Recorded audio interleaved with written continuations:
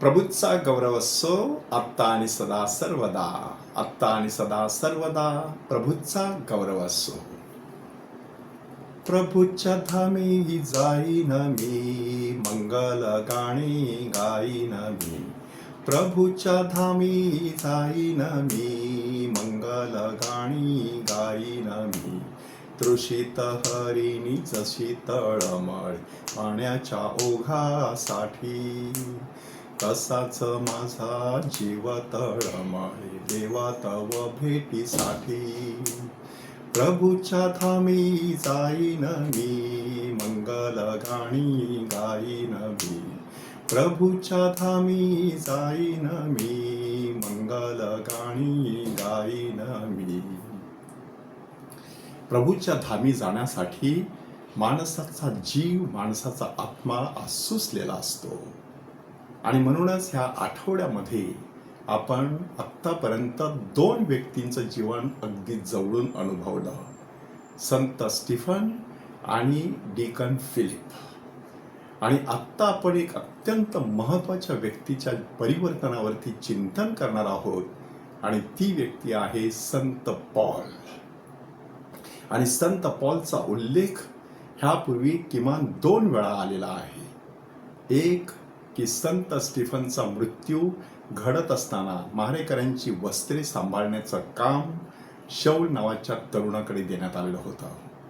आणि दुसरी गोष्ट की स्टीफनला ठार केल्यानंतर, त्याला पुरून झाल्यानंतर शौल लोकांना घराघरामध्ये जाऊन त्रास देऊ लागला असं आपल्याला सांगण्यात आलेलं आहे.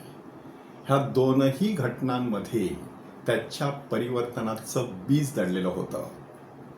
की जेव्हा स्टीफनला दगडमार केला जात होता, तेव्हा जे घडत होतं ते शौलाने पाहिलेलं, परंतु त्याची यहुदी कट्टर अशी पार्श्वभूमी त्याला स्वस्थ बसू देत नव्हती. की मशिहा असेल तर केवळ एकच असू शकतो, आणि जो शब्दात मोडतो, जो नियमशास्त्राचं पालन करत नाही, तो कसा काय मशिहा असू शकतो असा प्रश्न शौलाला पडलेला. आणि म्हणूनच त्याने अशा ख्रिस्ती यहुदी लोकांना त्रास द्यायला सुरुवात केली. त्यातील एक बळी म्हणजे संत स्टीफन. आणि त्यानंतर दुसरी घटना म्हणजे लोकांना घरोघरी जाऊन त्यांना त्रास द्यायचा. त्याचाच एक भाग म्हणून आता तिसरी घटना की दिमिश्क किंवा दमास्कसच्या त्या परिसरात जायचं, आणि जेवढे त्या मार्गाचा अवलंब करत आहेत त्यांना तुरुंगात टाकायचं. त्यासाठी त्याने खास अधिकाऱ्यांकडून परवाना देखील मिळवलेला होता.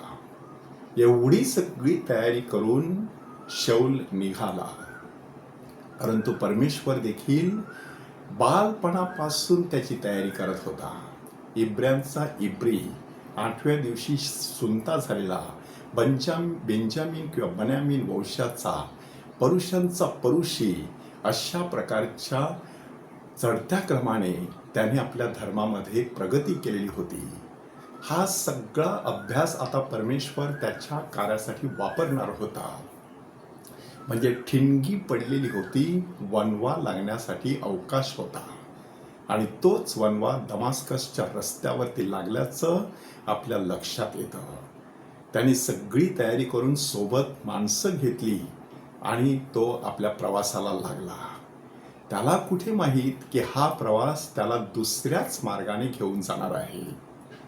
प्रारंभीच्या ख्रिस्त सभेत ख्रिस्ती लोकांसाठी तो मार्ग अनुसरणारे अशा प्रकारचा शब्द होता.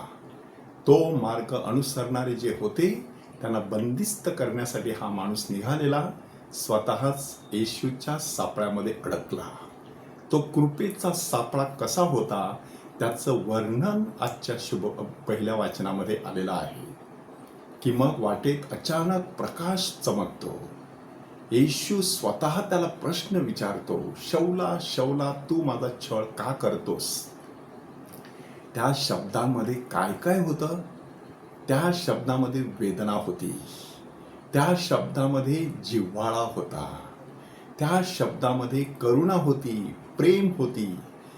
ज्या ज्या लोकांचा छळ सुरू होता त्यांच्या विषयी सहानुभूती होती, परंतु त्याचबरोबर एक आमंत्रण होतं.